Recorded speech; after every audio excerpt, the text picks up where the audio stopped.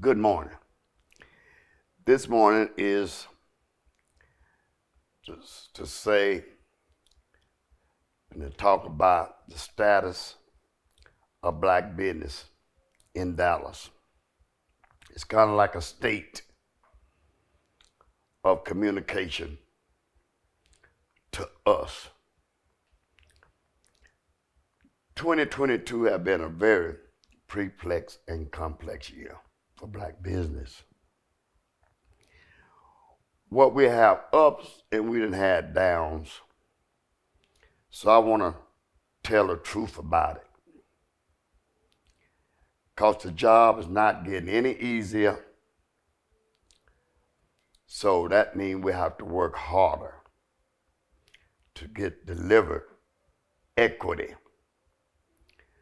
What we have seen in the city of Dallas on the construction side, where we mostly at, construction development, AE, design, we have seen where the city itself have been our problem. And when I say the city, I'm talking about the whole entire city. And who is in charge of my numbers and my growth. What we have found in this deal,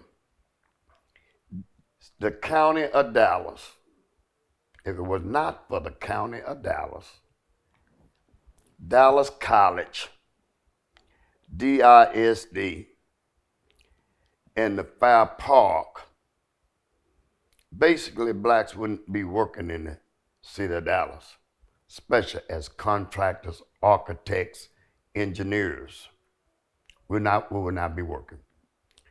Because the opposite of that, we are doing less than 1.5% of the work. That's pitiful. That's why I'm calling this SOS. And for the ones that don't think I know what SOS means, it means save our ship. Our ship is our business. How do we get the business to our children? How do we get our business to our next generation? I've done my homework on this. The businesses never get to the next generation. So we talk about opening doors. When we talk about opening doors, I'm talking about when the door opens, it can very well be a trap door. What I mean by that, one time and you out. That means you let you in and go do a job, and you never repeat it. So you set up, I call self-fulfilling prophecy. That means, to me, your business is always going to be on a shoestring. That means undercapitalized. You'll never be able to hold on to your management team. That's why the proctors always ask, do you have any qualified black folks? That's self-fulfilling prophecy because you know of a possibility I got very few because they can't hold on to their management team because they only do one and they out. So their people leave for better paying jobs. So you already know that. But what we found, when you're dealing with people like the county, you can see architects, just take Southern Court. That's KAI as the architect. General contractor, team member, that was SOS group.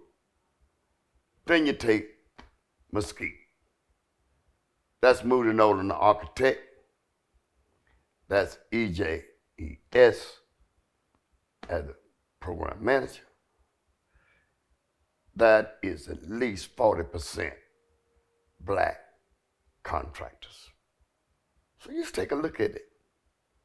Then you go to DISD. That's black program management. That's the key to. And you look at the landscape. Joint ventures, serious joint ventures, and primes, blacks. Go down to Dallas College. Same thing. they participate with black primes, black architects, black engineers. So what is this? We're on a survival strain. We fight for dear life.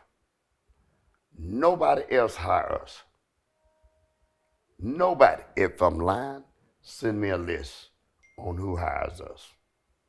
I do my homework. They're not there.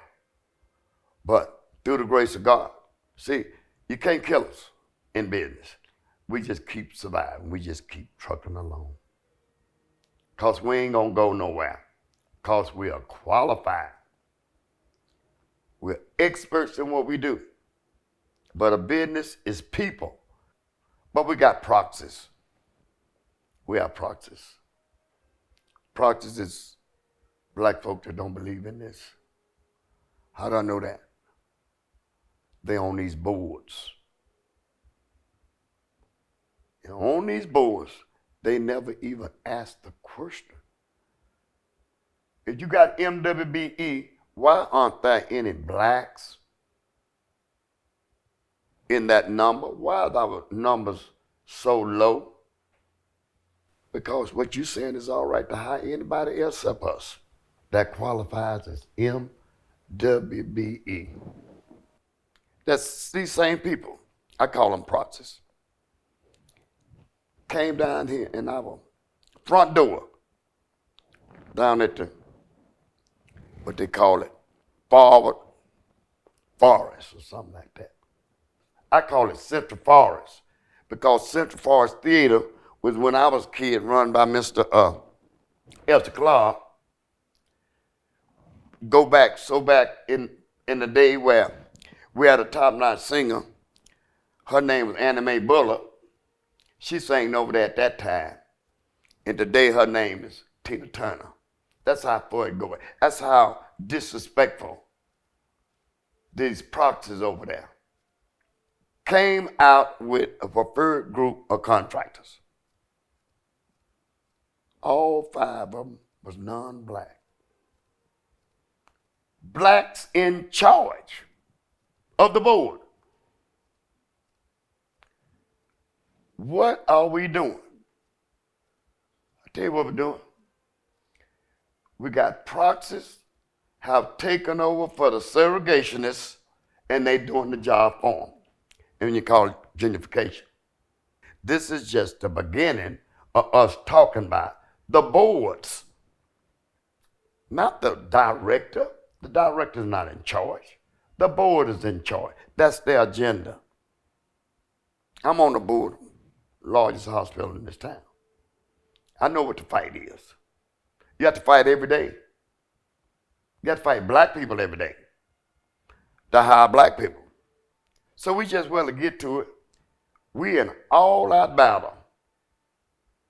The survival of black business. That's why we call it SOS.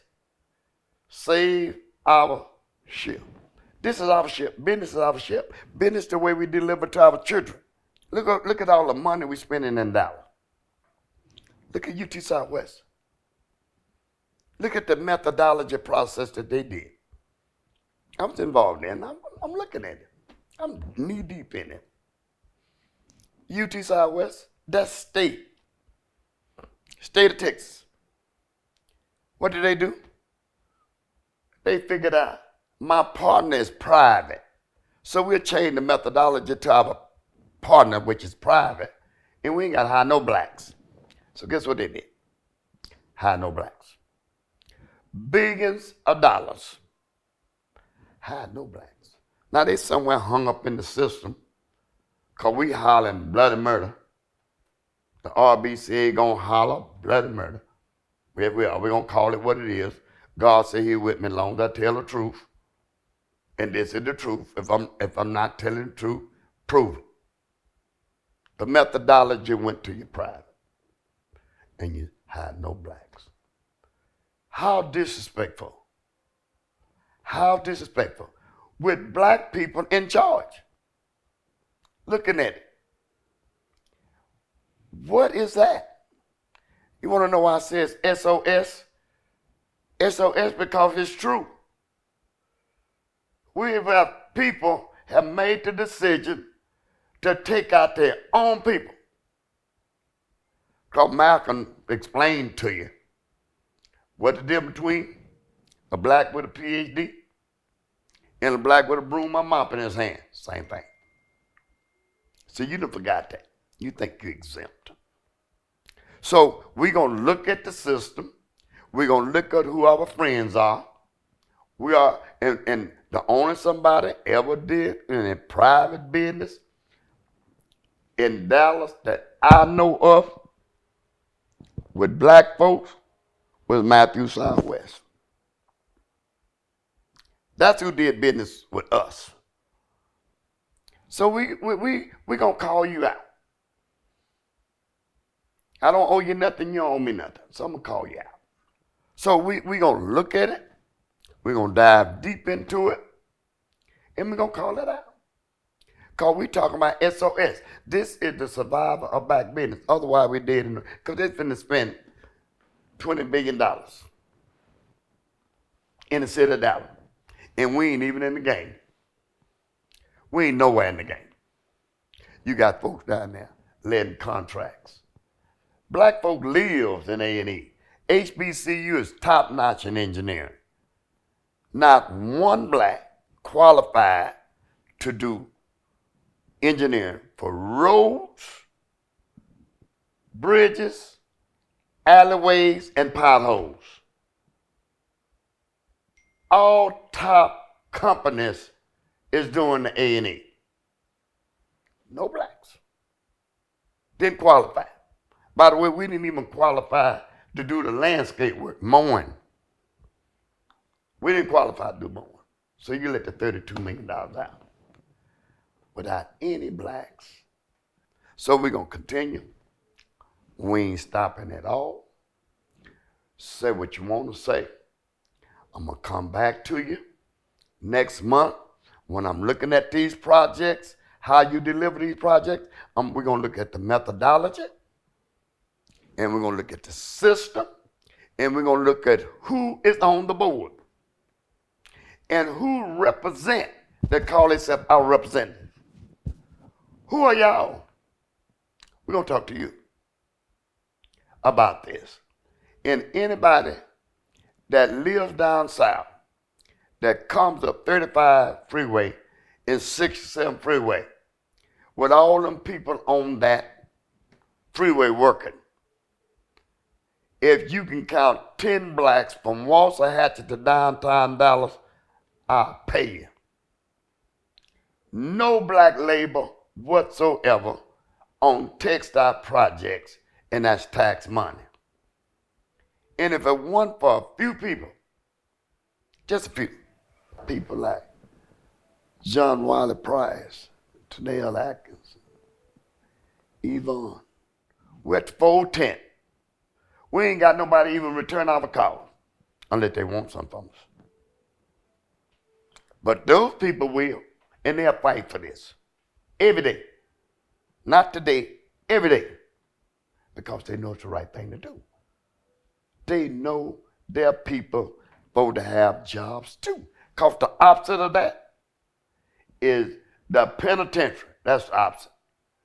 Where you get paid more for these black boys in the penitentiary. That's what I call for real slavery, when you can charge back for that labor and it's a private company that runs the penitentiary. Like, we ain't aware of that. But SOS, this is what it is, SOS. This is real. So that's the way we come in with you. And I want to give a highlight out to some businesses that, especially Turner Construction. Turner Construction did something very unique. They put together a MBE joint venture to do a large construction project. And thank you, Turner, because you did that. First time I heard that being done, I saw Jack do it down on Lamar, MBE, with the Canvas Hotel. I saw that. Fantastic man. MBE, GC, that deal. Hispanic, Aztec, a friend of mine. 40% black participation. Had enough respect for us for our neighborhood. Called Lamar is South. Anything south of 30, y'all used to give it to us. Then you go out that red bird and you see what Peter Brosker did. Peter Brosker started at the top. Development, black, white involvement. All the way down to the GC, all the way down to the GC. Black involvement. Black involvement all the way down. I thank you, Peter. Peter did that.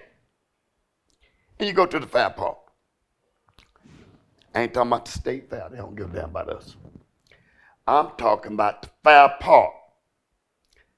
They bring company over there that done hired black real estate folks. I know them. Troy Allen's doing the appraisals. Avery Johnson's doing the real estate. Conrail Gerald is building that big garage over there. Oh, can go up to $100 million. Then you got my Hispanic friends over there, Azteca, Philip May. They over there working. They over there hiring second chance people from the RBCA community. And guess what? Then I hear about this racket going on, this rattling, this saber rattling. Y'all got a problem with Fair Park. Negroes. You got a problem with something that works, that hires black contractors, not subs, primes. You got a problem with that? That's not good, fellas, because we'll fight that. We love what we're doing at Fair Park. We love the work we're doing over there. So I'm going to end this with this. I really appreciate y'all. In the city of Dallas, we're looking forward to working with you. And hopefully that we can work together. Because it's been a big opportunity for a whole lot of jobs for black people. And I ask y'all to give us that opportunity. Because we're willing to fight for it. Thank y'all very much. Y'all have a good day. Happy New Year to you. Hope you have the best New Year's ever. But we on what they back in my day used to call it night watch. We on night watch. Thank you very much.